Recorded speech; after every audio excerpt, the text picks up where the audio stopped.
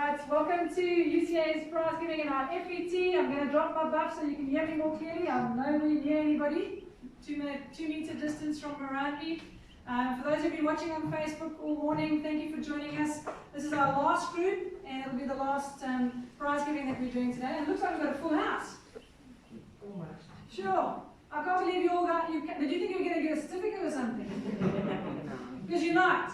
Because you guys have done very little in this learning centre. I've been awarding prizes left, right, and centre. Now there are groups, and then I come here and it's like, oh, these are seniors. These are students. I'm just kidding. You guys have done well. Okay, so we want to take this morning to just congratulate you.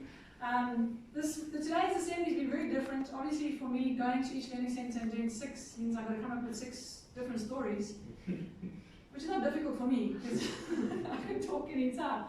But today, and this group it's a bit special for me. It's been an emotional day.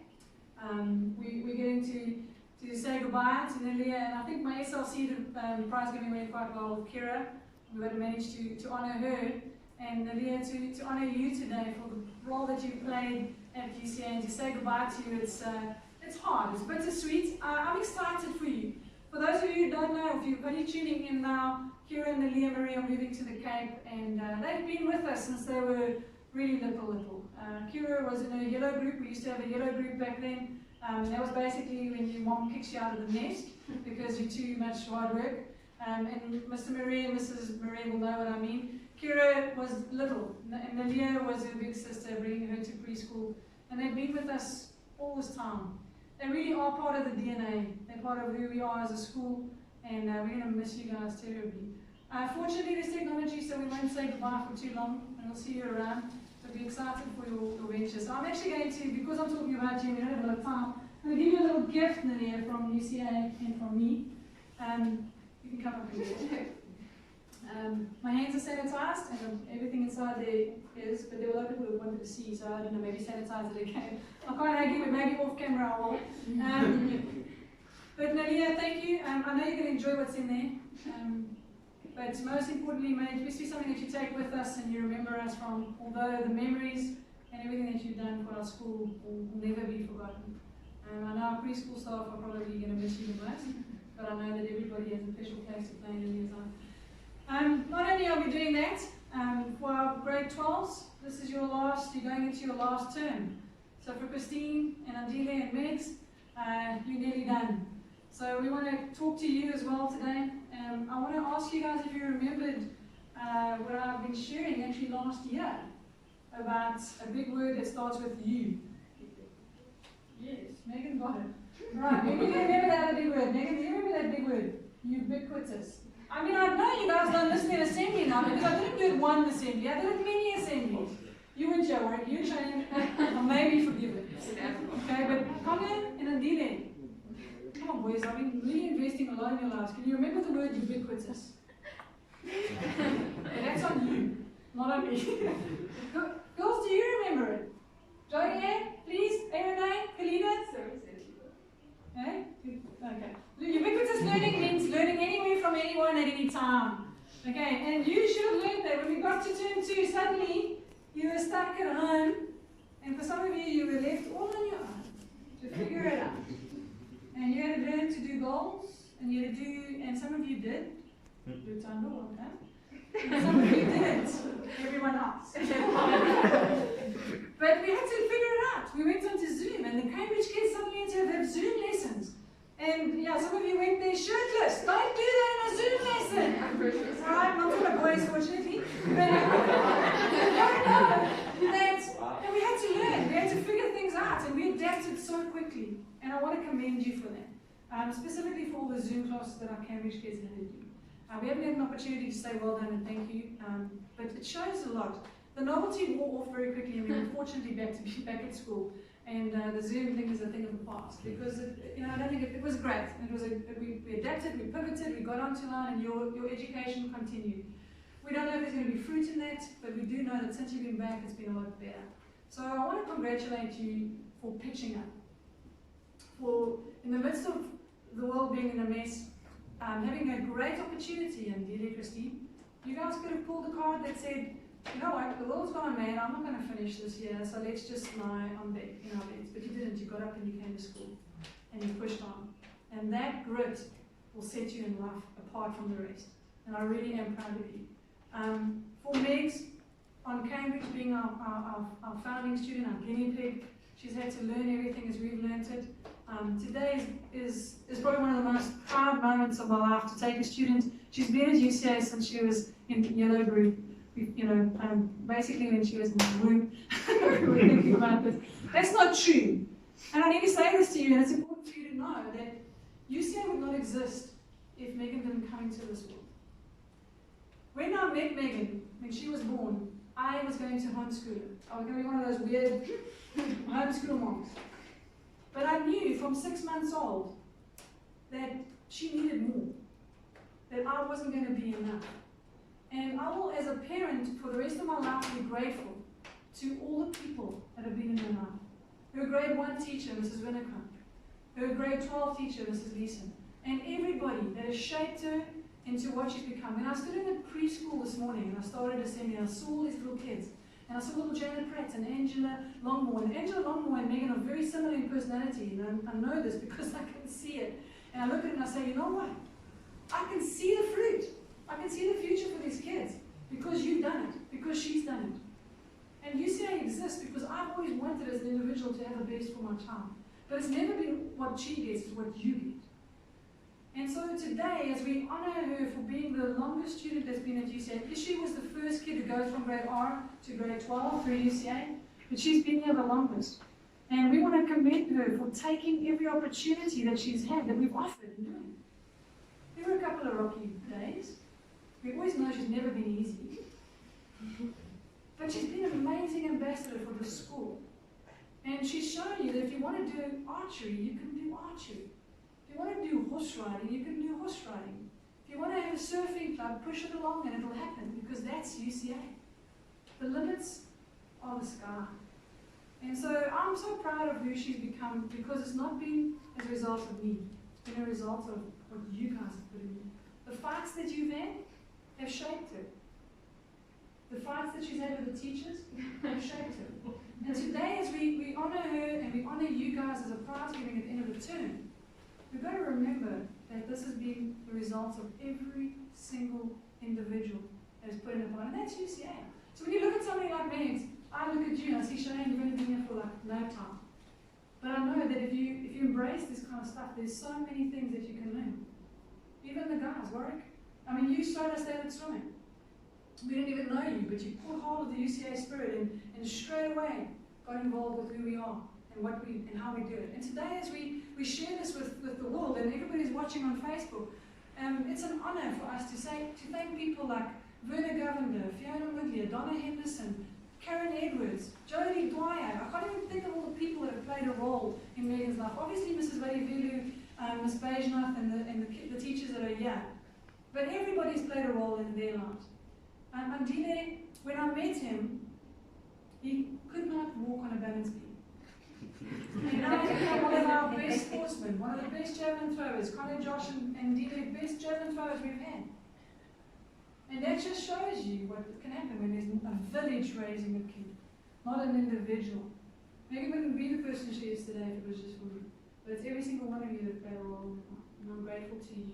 So today, a bit of a weird assembly, a bit of an emotional day, but it's an important one that we need to stay. We need to stop and say, okay, so we've got Cambridge exams ahead of us, we've got GED exams ahead of ourselves, but these three individuals are finishing strong, and we are proud of them. Different roots, different stories, different futures, but my goodness, their blood is blue, and we are proud of them.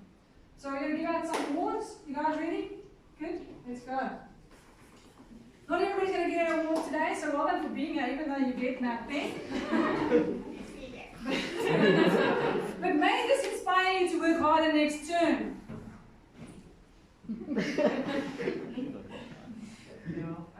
Alright, so grade 6 now. Sorry, let's not do grade 6s. Grade 6s, let's start with you.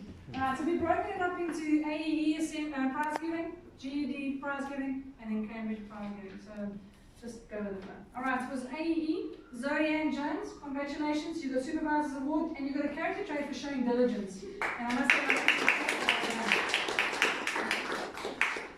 NANL, Supervisor's Award and a character trait for being resilient. Colleague of the day, we've got to give you a character trait certificate for being courteous. The way in which you've handled yourself in this time, we're extremely proud of you. Congratulations. For our AEE students, your most improved, Zoe Ann Jones, knocked out the box. Our highest average with 95.2%, Erin NANL. Our highest number of paces this term, 15 paces. Not an excellent amount, but a good amount compared to the rest of you. Zoe Ann Jones. And our most hundreds, which obviously lead to the highest average, 400s, Erin NANL. Well done. For our GED students, we've got one Supervisor's Award, which goes to Christine Duplessis, and a character trait certificate for showing grit. So let's give that to her. Christine, you might as well stay up here. Because highest average and highest number of formal assessments on the GED program goes to Christine as well. Good job. For our Cambridge students, excuse me, we've got 4 Supervisors Award for the students who've worked well. So the time number 10, please welcome with your certificate, Supervisors Award, and a character trait for showing effort. Well done. You'll notice these are not our usual character traits that we give out through the year. These are specific character traits that we've noticed in you guys during this pandemic. Annabelle van der Merwe, welcome to UCA. And congratulations. Congratulations on the Supervisor's Award and a character trait for showing grit. So well done.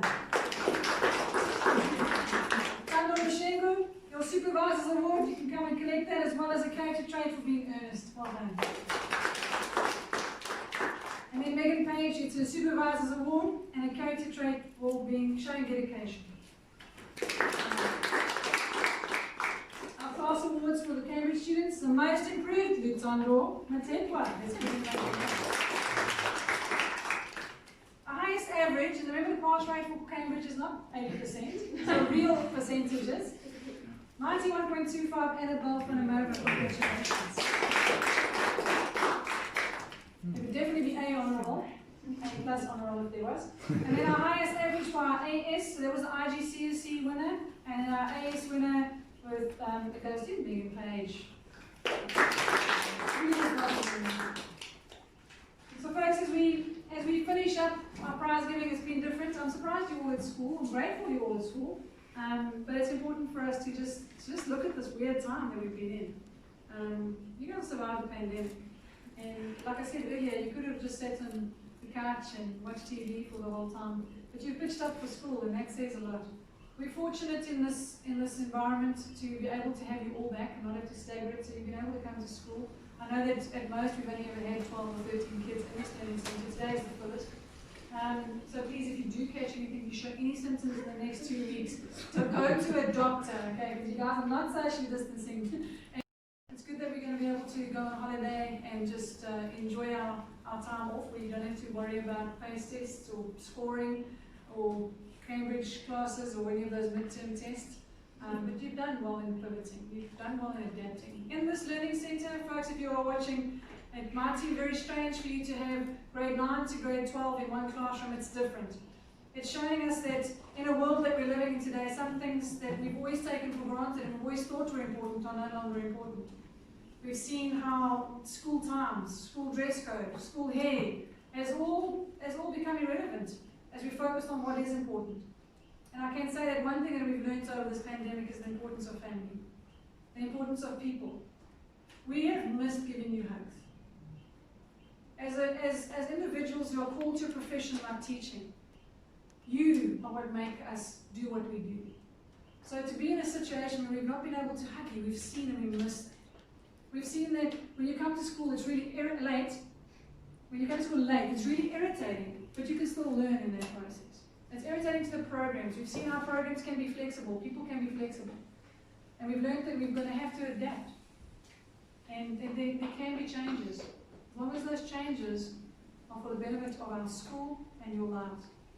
Corona has taught us one thing, that people in our lives that are close to us matter. And I'm going to take this opportunity to say to you guys, you matter. We actually had a theme this term. I don't know if you unpacked it much in this learning centre, because when I look at that eyebrow raised, I can tell you that it wasn't. We actually had a theme this term, which was sharing the gospel and spreading the gospel. Did you guys know that? Guys were really a little class and saw the know that. Our theme for the first term was anchored in Christ. Our theme for the second term, which we had said before Corona, it was perseverance. And we did that. We did do one, eh? No, but You're not sharing. You can't remember what it was last week.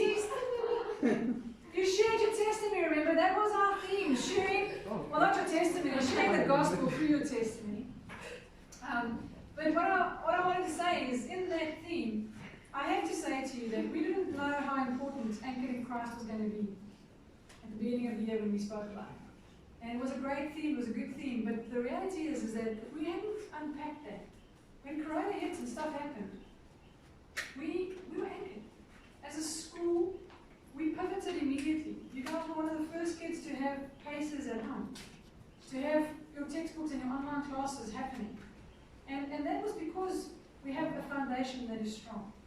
We have a rock that we built this school on. And that rock is not me, it's not Mrs. Leeson, it's not any of you. That rock is Jesus Christ. And as the storms in this world will come, and in your lives they come every day, everybody knows that being a teenager is tough. The uncertainty that you live with just because you're 15 years old is a challenge. And you add things like global pandemic, experience stressing over work, or economics, or the world just going totally mad, and things happen. If you're anchored on that, it becomes a very unsettling and very difficult space to live in. So I want to encourage you, out of anything that's happened over the last year, 2020 we want to forget. But the one thing we want to remember is that we need to stay anchored on the one thing that is never going to change. It's the same yesterday, today, and forever. And so if you have your anchor placed firmly on the rock of Jesus, no matter what storm gets thrown at you, you'll be okay.